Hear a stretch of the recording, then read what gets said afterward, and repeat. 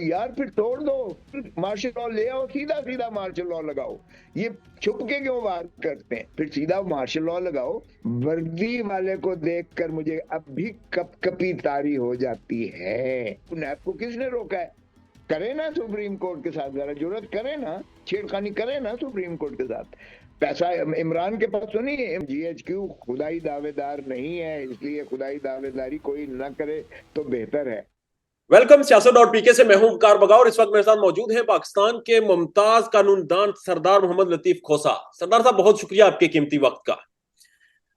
लतीफ खोसा साहब, शेख साहब से मुलाकात हुई आपकी कुछ दिन पहले। मुलाकात कैसे थी बताइएगा। कि आपने तो कहा कि वो आपको देकर रो पड़े, जबकि शेख साहब तो आज कलमा पढ़ चुके हैं। उन्होंने कहा जी मुझे किसी ने तशद्दुद नहीं किया, मुझसे किसी ने कोई अपनी बात नहीं मनवाई, मैंने तो अपनी मनमानी की है।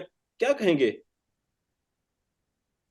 देखें, जाहिर है कि मेरे साथ उनका बड़ा पुराना ताल्लुक था, और अगर पुराने ताल्लुक से कोई किसी को मिलकर रो पड़े तो फिर उसका आप जो माने ले लें। बाहर कैफ मुझे उनकी जो हालत जार नजर आई मैंने बयान कर दी, और उन पर जो वो एक जोश और जज्बा था, उसकी जो है उनकी शक्ल सूरत में धीमापन मध्यम नजर आए मुझे, और मुझे जो महसूस हुआ मैंने अर्ज कर दिया। सर, एनर्जी तो उनकी डाउन थी, मगर वो उस मुलाकात में शेख साहब ने कुछ ऐसा कहा कि जैसे उनके साथ हालात कैसे कैसे पेश आए, वो वक्त जो उन्होंने गुजारा, वो चिल्ला उनका कैसा था? देखे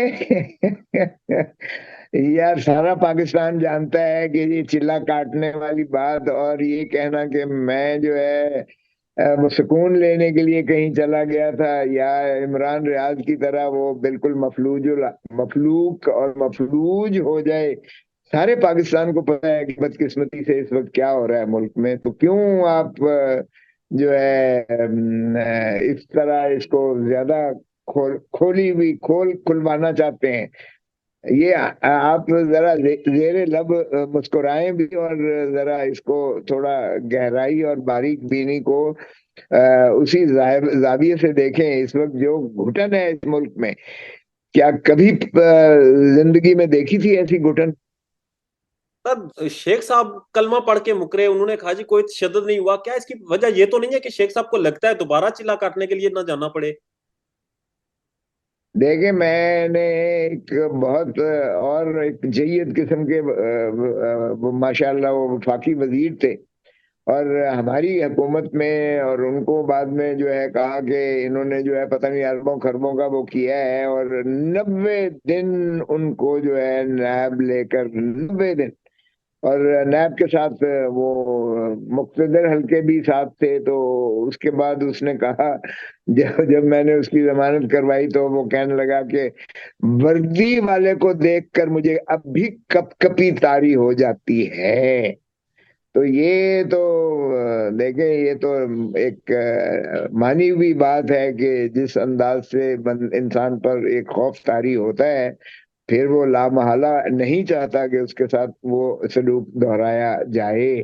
तो इसलिए अगर उन्होंने कोई इस तरह की बात की तो फिर उनके मसलियत, यकीनन मसलियत दीनी है। खोसा साहब, कल मेरी गुफ्तगू हुई मोहसन बेग साहब से। पाकिस्तान के मुख्तदर हलकों में बहुत से लोगों के वो करीबी दोस्त हैं। उन्होंने कहा कि इमरान खान तब तक जेल में रहेगा जब तक GHQ कायम है। अगर आप लोग सोचते हैं कि GHQ खत्म हो सकता है तो इमरान खान बाहर आ जाएगा, तो क्या समझते हैं कि इमरान खान साहब कब तक बाहर आ सकते हैं? केसेस जिस नौयत के हैं। देखिए, जिनका आपने नाम लिया है मोहसिन बेग साहब का, मैं खुद उनका वकील रहा हूँ, और मैंने ही उन्हें ये जो है मुखलसी दिलाई थी उस केस में जो मोहतरम इमरान खान के वक्त में ये उन पर बना था, और मुराद सईद साहब उसमें मुद्दई थे, और उन पर जो है यकीनन मैं तो किसी पर भी जुल्म और ज्यादती होगी तो मैं उसके लिए, मैंने कभी पार्टी नहीं देखी है और ना ही ये देखा है कि वो शख्स और फर्द कौन है, और जबर और तसल्लुत करने वाला कौन है। तो अगर उनके अब ताल्लुकात बहुत करीबी हैं तो मैं उनका स्पोक्स पर्सन तो हूं नहीं। वो जो मर्जी कहते रहे, लेकिन देखें, मैन प्रपोजेस, गॉड डिस्पोजेस। अल्लाह ताला के यहाँ देर जरूर है, अंधेर नहीं है। तो ये कह देना कि कोई भी शख्स जो है वो खुदा और खुदाई दावे करना शुरू कर देता है, तो तकब्बर सिर्फ अल्लाह की जात को जेब देता है। इंसान तो बहुत नाचीज हकीर चीज है, उसको तो कल के लम्हे का पता नहीं है कि कल उसके साथ क्या होने जा रहा है। सो GHQ भले हमारे लिए बहुत मोहतरम और मुकद्दम है, लेकिन GHQ खुदाई दावेदार नहीं है, इसलिए खुदाई दावेदारी कोई ना करे तो बेहतर है। खोसा साहब, इमरान खान साहब पर जो केसेस हैं इस वक्त, वो इस नौयत के हैं कि वो जल्दी बाहर आ जाएंगे, इलेक्शन में पार्टिसिपेट करेंगे, खुली फिजा में सांस ले पाएंगे? देखें, झेले का केस भी कोई एक भी नहीं है, एक भी नहीं है। यानी उनको साइफर के केस में अब अंदर रखा हुआ है। ये साइफर वो केस है जिसमें एक ब्यूरोक्रेट जो है, डोनाल्ड लू, असिस्टेंट सेक्रेटरी के रैंक का, जो साउथ एशियन अफेयर्स का अमेरिका में है, वो हमारे एम्बेसडर असद मजीद को कहता है कि अगर इमरान खान को वजीर आजम की कुर्सी से अगर आपने चलता किया आदम एतमाद के जरिए, तो अमेरिका आपको माफ कर देगा। जब खान साहब मेरे पास ये केस लेकर आए, तो मुझे मुमासलत भुट्टो के केस से नजर आई। भुट्टो को भी एक शख्स जो है, हेनरी किसिंगर ने कहा था कि भुट्टो, एटम बॉम्ब बनाना बंद कर दो वरना तुम्हें इबरत का निशान बनाएंगे, इबरत का निशान, we'll make an example out of you. और भुट्टो ने ये जो राजा बाजार रावलपिंडी में ये कागज लहराया था, बाकायदा साइफर को लहरा कर कौम को बताया था कि ये देखो अमेरिका धमकी देता है, अब क्या चाहते हैं। उन्होंने कहा हर कीमत पर एटम बॉम्ब पाकिस्तान को चाहिए। तो ये अगर वो तो चले एक सेक्रेटरी ऑफ स्टेट था, ये उससे भी कई दर्जे नीचे वाला एक सेक्रेटरी हमें एक असिस्टेंट सेक्रेटरी कह रहा है, और उसके हुक्म पर हमने ऐसी गुलामी की कि न सिर्फ प्राइम मिनिस्टर को चलता किया, बल्कि उसको हमने पाबा सलासल कर दिया।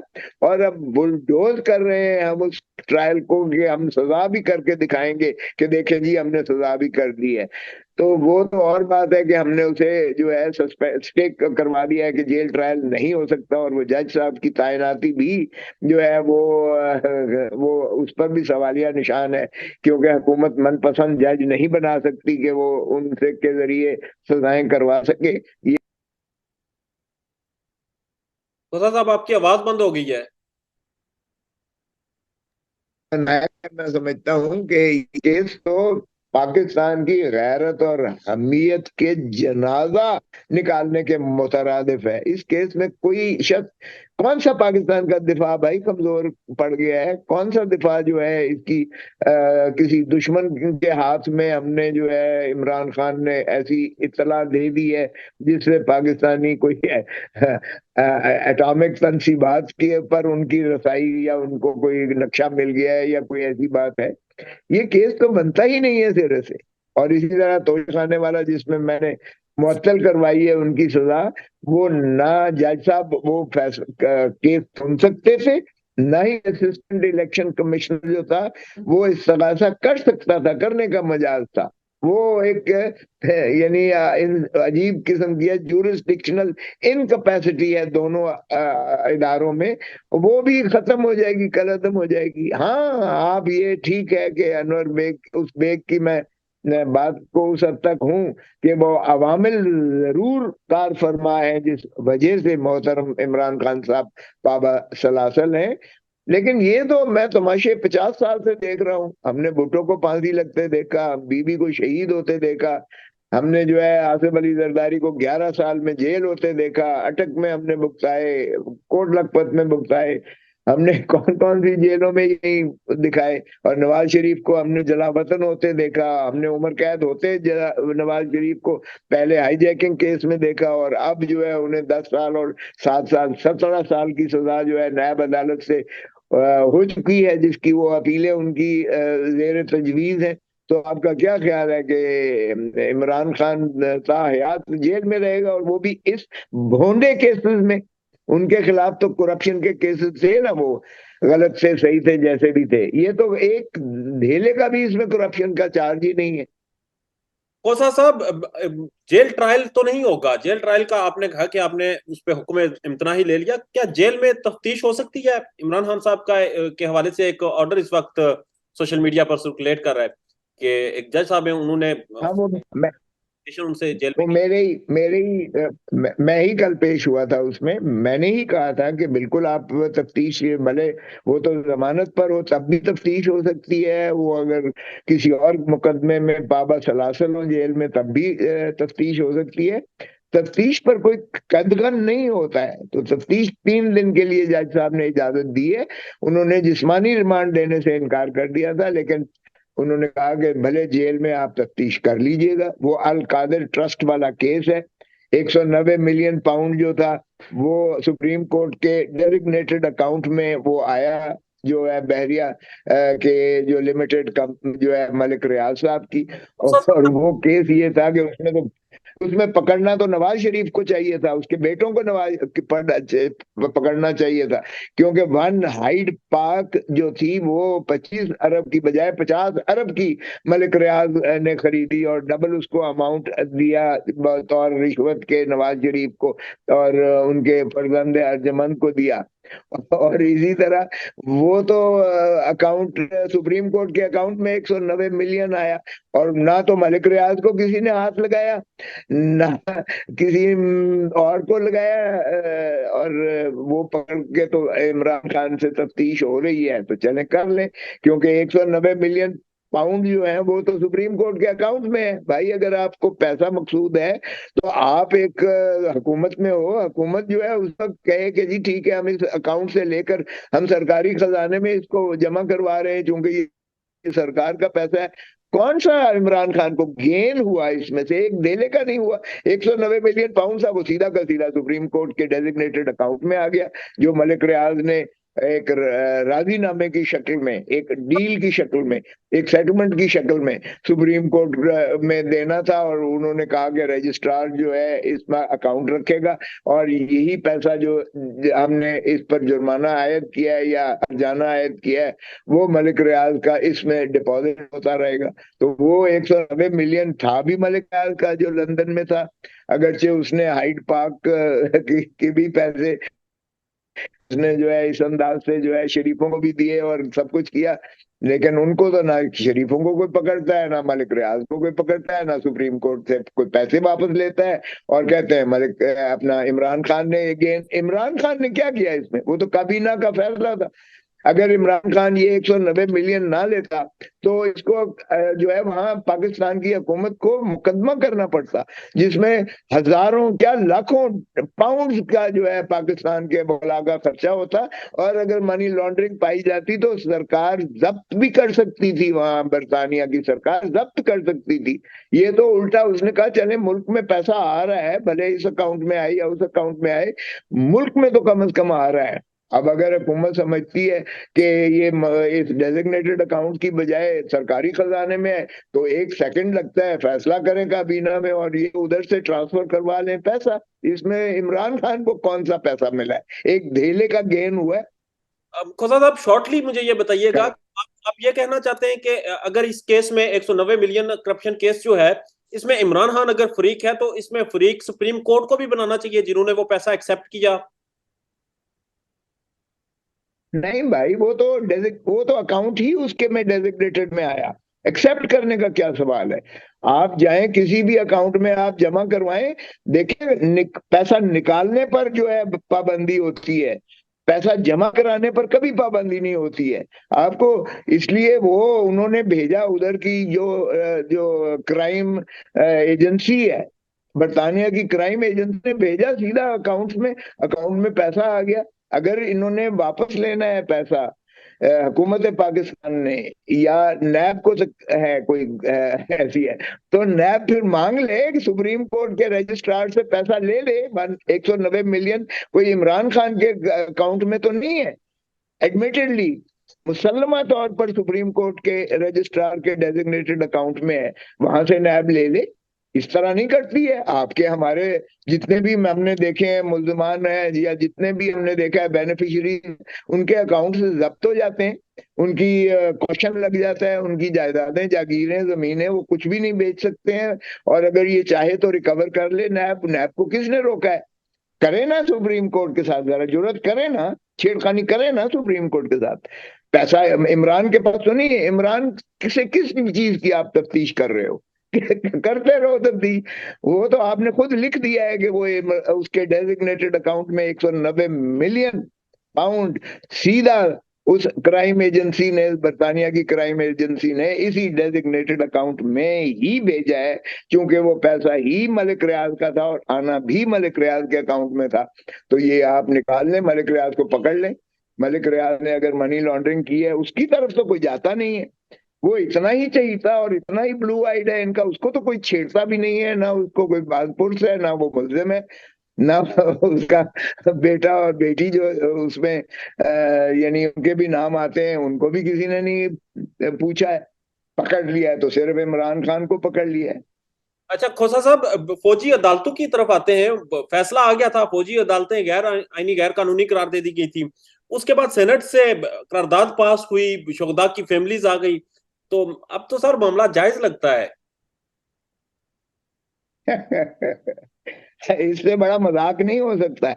सुप्रीम कोर्ट का एक फैसला है, आप सुप्रीम कोर्ट की तजहीक और तदलील कर रहे हैं आर्टिकल 189 और आर्टिकल 190 में। All authorities have to work in aid of the Supreme Court. Supreme Court का फैसला हतमी है, हर एक पर वाजिब और लाजिम है, चाहे वो अस्करी क़यादत हो, चाहे वो पार्लियामान और सेनेट हो, चाहे वो एग्जीक्यूटिव अथॉरिटीज हो, सभी उस पर अमलदारी करने की पाबंद हैं, पाबंद हैं। ये सेनेट ने पता नहीं कैसे फैसला किया है और किस असर के तहत फैसला किया है, मुझे बताएं। ये सुप्रीम सिविलियंस का ट्रायल मिलिट्री कोर्ट को आईन इजाजत देता है? नहीं देता आईन इजाजत। तो फिर किस तरह आपने करारदाद कर दी जब आईन इजाजत नहीं देता है, कानून इजाजत नहीं देता है? सुप्रीम कोर्ट ने ये तय कर दिया कि सिविलियंस जो है फौजी अदालतों में ट्राई नहीं हो सकते। तो सेनेट किस तरह करारदाद कर सकती है कि जी ये जो है सुप्रीम कोर्ट के फैसले पर तनकीद करे और कहे ये वो मुकदमात जो है फौजी अदालतों ही में समात होने चाहिए? तो फिर ओ यार, फिर तोड़ दो, मार्शल लॉ ले आओ, सीधा सीधा मार्शल लॉ लगाओ। ये छुप के क्यों वार करते हैं? फिर सीधा मार्शल लॉ लगाओ और कहो हम अदालत को भी नहीं मानते, अदालत को घर भेज दो, पीसीओ के अपने मनपसंद जजेस बना लो। फिर मुल्क तो वैसे ही बेआईन बन चुका, सरजमीन बेआईन। तो फिर अगर एक बची खुची जो सेनेट रह गई थी, क्योंकि बाकी इदारे तो है नहीं, ना नेशनल असेंबली है, ना सूबाई असेंबलियां हैं, एक सेनेट है जो वो भी आधी सेनेट रह जाएगी मार्च में। चले, अगर उनसे हो ही करवा ही लिया है, आपने कर ही दिया है उन्होंने, तो फिर इसको भी जो है खत्म कर दें और फिर कहें कि thank you very much, you are not required. ना अदालतों की जरूरत है, ना हमें जो है किसी उनकी जरूरत है। फिर मिलिट्री कोर्ट्स बिठाएं सारे पाकिस्तान में। जियाउल हक ने भी तो किया था ना, कोड़े मारे थे। तो फिर जो भी आपके खिलाफ बात करेगा, फिर आप कोड़े मरवाना शुरू कर दें। फिर किसी कानून और आइन की जरूरत नहीं है। देखें, ये मजाक है इस मुल्क के साथ, माफ कीजिएगा, ये खिलवाड़ है इस मुल्क के आइन और कानून के साथ। ये बनाना रिपब्लिक से भी बदतरीन इस वक्त सूरत हाल है। सो खुदारा मत कीजिए ऐसा कि मुल्क जो है एक क्योस और कंफ्यूजन और एक खाना जंगी की तरफ। ये जरा आप आवाम की जरा भूख तो देखें। अवाम का इस फैसले से एक खौफ छटा था, क्योंकि फौजी अदालत अदालत माफ कीजिएगा नहीं होती है। इसमें कोई कर्नल या ब्रिगेडियर या मेजर जनरल जो है अदालत होती है। क्या आप उसे अदालत कहें? ना वो हाई कोर्ट की सुपरवाइजरी जुरिस्डिक्शन में है, ना वो कंट्रोल में है। उनको बनाता बिगाड़ता जो भी है वो नहीं क्या है। कोर कमांडर्स ने फैसला अजीब सा दिया, फिर फॉर्मेशन कमांडर्स ने दिया, उसके बाद क्या कर्नल ब्रिगेडियर मेजर जनरल इंसाफ कर सकता है इनका? और 103 लोगों को जिस कसम पुरसी के आलम में रखा हुआ है, 6 महीने हो गए हैं यार, उनका जो है कोई पुरसान हाल नहीं है। फैमिली मिल नहीं सकती है, वकीलों को रसाई बहुत नामुमकिन हो गई है तकरीबन। और कोई पता नहीं है कहाँ रखा हुआ है और किस कानून के तहत रखा हुआ है, इसलिए कि सुप्रीम कोर्ट को तो कब की से कलअदम करार दे चुकी है। अब जब तक सुप्रीम कोर्ट इसको अपील या रिव्यू में इस फैसले को नजरअंदाज नहीं, नजरसानी नहीं करती है, तब तक तो ये फैसला वाजिब है और वाजिब अमल है, वाजिबुल अमल है, और इस पर सभी को अमल करना पड़ेगा। सुप्रीम कोर्ट या सेनेट जो है उस पर बाईपास नहीं कर सकती है, ना ही सेनेट को कोई अख्तियार है। ये तो हमारी अदालतें कमजोर पड़ गई हैं इसलिए कि मुक्तदर हल्के जो है इनको मानते नहीं है, तो इसलिए वो उनको इस किस्म के जो है करते हैं। 14 मई वाला फैसला भी इन्होंने हवा में उड़ा के रख दिया और कौमी असेंबली का इलेक्शंस नहीं होने दिए। अब अल्लाह करे कि 8 फरवरी को जो इलेक्शंस का इस सुप्रीम कोर्ट ने काजी फायज ईसा साहब चीफ जस्टिस की सरबराही में जो फैसला दिया है, अल्लाह करे इस पर भी अमलदारी हो। अभी इस पर भी कई सवालात उठ रहे हैं कि जी 4 महीने के लिए मौखर कर दें, 6 महीने के लिए मौखर कर दें। देखते हैं इस पर जो है मौजूदा सुप्रीम कोर्ट जो है कितना अमलदारी इस पर करवाती है। और अगर हीले बहाने से करना ही है तो फिर मजाक तो पहले ही मुल्क के साथ हो रहा है, एक और सही। ठीक, खोसा साहब आखिर में मुझे ये बता दीजिएगा कि अ, इस वक्त जो भी हालात चल रहे हैं, इमरान खान साहब जेल में हैं, तो क्या इमरान खान साहब को कोई ऑफर्स की जा रही हैं जेल में, कोई डील है या किसी किस्म की कोई रब्ताकारी करने की कोशिश की जा रही है, क्योंकि आप उनके वकील भी हैं और बाखबर भी रहते हैं। देखें, मैंने तो कहा है कि सभी को मैंने कहा है कि देखें, इस तरह मुल्क नहीं चला करते। एक कुफर की तो रियासतें चल जाती हैं, बेइंसाफी की और जुल्म की रियासतें नहीं चला करती हैं। ये अवाम के गैज़ और गजब से देखें, जरा उनका गुस्सा तो जरा महसूस करें, जरा कोई सर्वे और कोई पोल कर लें। अगर तो ऑल इज गुड का जो है एक देना है, जिस तरह के हमारी आदतें होती हैं, तो अगर वही रिपोर्टें देनी है कि ऑल इज गुड, तो फिर तो आप रहते हैं। अभी अवाम के अंदर बहुत ही सरासीमगी का आलम है, इतनी बेचैनी है, इतना कलफशार है कि आपकी सोच है। एक महंगाई ने कमर तोड़ दी है, एक जो है 10 करोड़ लोग गुर्बत की दहलीज से नीचे चले गए, पढ़ा लिखा तबका जो है वो बाहर जाने की जो है इतनी तक दौ में लगा हुआ है कि वो कश्तियां डूब जाती हैं, मर जाते हैं बेचारे, लेकिन बाहर जाने से वो इसलिए हैं कि मुल्क में उन्हें मुस्तकबिल नजर नहीं आ रहा है। फिर आपकी सरमायाकारी, आपकी इंडस्ट्रीज बंद हो रही हैं, आपका सरमायाकार भी यानी कैपिटल आउटफ्लो भी हो रहा है, और आपके मुल्क में कोई सरमायाकार आने को भी तैयार नहीं है ऐसी कैफियत में, ऐसी सूरत में तो आपकी मईशत डूबती चली जा रही है। क्या ऐसे में आईएमएफ की डिक्टेशन कब तक लेंगे और गुलामी कब तक करेंगे? 3 नस्लें हमने गिरवी कर रखी हैं, 3 नस्लें। आज का जो बच्चा पैदा हो रहा है ना, वो भी 2.5 लाख मकरूज पैदा हो रहा है। तो हम क्या अपने मुल्क के लिए किस तरफ लेके जा रहे हैं? तो मैं समझता हूं कि इसलिए सियासी मफाहमत करना पड़ेगी सभी को बैठकर। मैंने तो ये हर एक को कहा है, हर एक को कहा है कि खुदारा आप इसको सियासी मफाहमत के जरिए से जो है मुल्क को चलाएं। वो कहता है मैं तो तैयार हूं, साफ और शफाफ इलेक्शंस करवाएं, आवाम को उनकी मिल्कियत दें। क्योंकि अवाम को जब तक आप मुल्की मामलात की, हुकूमत की, असेंबली बनाने की वो की नहीं देंगे उनको हक, तो फिर रियासत नामुकम्मल है। रियासत की तारीफ आर्टिकल 7 में अवाम ही को मुक्तदर करती है, और हमारी अवाम बेचारी तो वो डाउन द ड्रेन रुल गई है, उसको पूछता ही कोई नहीं है। और ये केयर टेकर या चेयर टेकर जो है, मैं इनको चेयर टेकर कहता हूँ, इनको बाकी तमाम अल्लाह तल्लों से वास्ता है, सिवाय इसके कि शफाफ इलेक्शन की तरफ कोई ऐसा जो है ये अमलदारी करें जिससे यकीनी बने साफ और शफाफ इलेक्शन।